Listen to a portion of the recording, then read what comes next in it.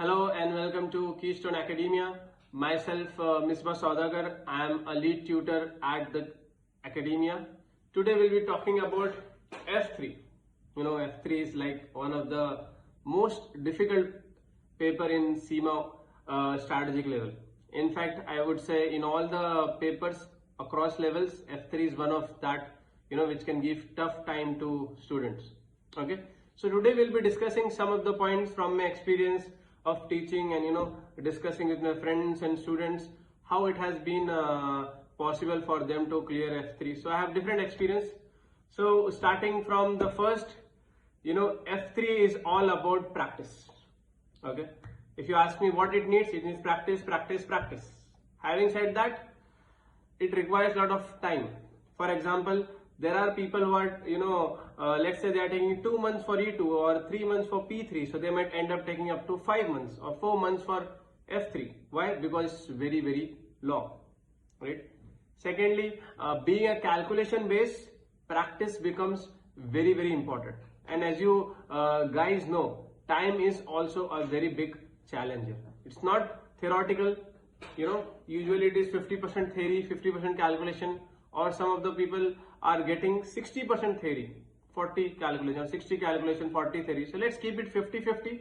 So what you have to do is you have to do more and more calculation. Many times the questions are so big, it can end up taking 3 minutes. So how you'll manage attempting 60 questions in 90 minutes? So you have to be very, very quick. And how you get quick? By practicing. And you cannot just go with the end of the chapter questions or a publication for 200 questions. No. I believe at least you should solve 1000 to 2000 questions. At least 1000 questions to be very confident with F3. And this confidence is not only about solving, but solving it quickly. That will make the difference. If you are slow but you are solving, no chance. You have to do a reset. Another important thing is you have to prioritize time according to the percentage. The most important part of F3 is business valuation. So you have chapter 11, chapter 12 and chapter 13, very, very important. You have to see how business is valued, M&M theories, gearing, ungearing, right? Having said that, you have to be very, very confident about the formulas. You might be telling, we are getting formulas in the exams, but mind you guys, it doesn't include all of them. Even if it is there, I would not recommend you to waste your time, look at the formulas. In fact, use your own formula, use your own shortcut and memorize the formula. Even if you're saving 20 seconds, 30 seconds per question, it will give you a lot of confidence. Okay. Another strategy you can follow during the exam is when you're going for the exam, start solving easier question first. It's better to have a glance from question 1 to question 60. So you can see which are the easier questions. And while having the first glance itself, you can end up solving 10 to 15 questions, which will be in the first 15 to 20 minutes. So you'll have an idea which question is difficult, which question is easy, where you want to utilize time. And also you have to be practical. I have seen students who are left with few questions and they want to rush and attempt all, and they end up failing by a few marks. At the same time, there are students who took a quick decisions. I know one of the student, he attempted only 45 questions because he was not very quick. But what he did 45 was concrete. And out of 45, he got 44 correct. So make sure whatever you are attempting, in the worst case scenario, if you are short of time, so attempt what you are most confident. Don't go for 60 and you miss. But technically, if you practice, you should be able to do all 60. That's not a big deal, but you have to plan for it. Okay.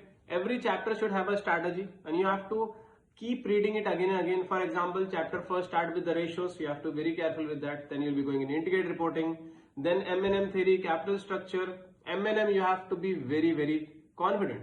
M&M questions, Modigliani and Miller questions can be very tricky.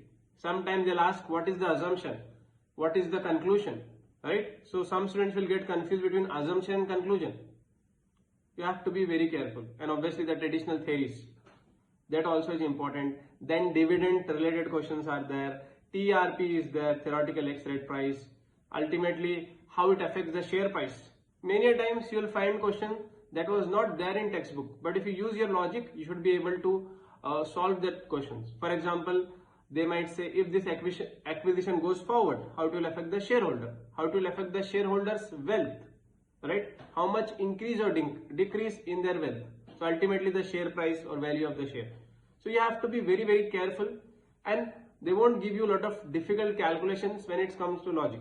Okay, whereas you have to be very, very confident with the formulas, right? And obviously now we might have some confusion in LIBOR, then you have some currency risk and all. You have to practice. If you practice more questions, you will get confidence. We have different theories in interest rate, we have theories in currency, then we have a hedging techniques.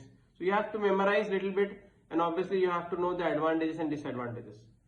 Sometimes if there are more theories, you'll be confident with the calculation, but you got theory questions. So don't get overwhelmed. You have to just read it again, keep calm and use your logic. You'll be able to solve it. Alright guys, so practice good, and if you need more information, please get in touch with our academia and we'll be able to help you. Thank you.